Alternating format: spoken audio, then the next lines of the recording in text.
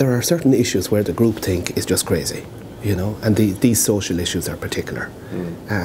You know, respect for life at all stages, marriage and family issues. Those issues stick out a mile. And I was brought up, you know, to think very independently, to question consensus, to be my own person, to try and work things through, to try and be honest about what I believe is good or not so good for society. And I'm not interested in being in politics if I can't be outspoken on those issues. I wish that the soft support that I experience from, you know, people like the Fine Gael senator who came up to me yesterday, and this is true hand on heart, and said, look, I'll tell you, you know, there's not much I can do during the debate, but you know what way I'll be voting. I didn't even ask him. I'm not actually canvassing other people. I'm just trying to give a public lead as a public representative. So I wish it wasn't just falling to myself and one or two others to make what I would regard as obvious points for the common good.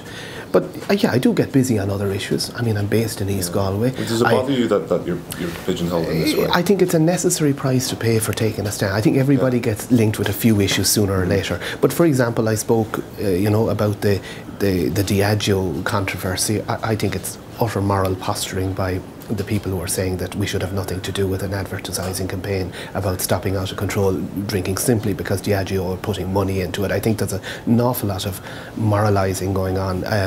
Although I do have a strong record of speaking in favour of, you know, preventing alcohol-related sponsorship of sports events, youth-related events.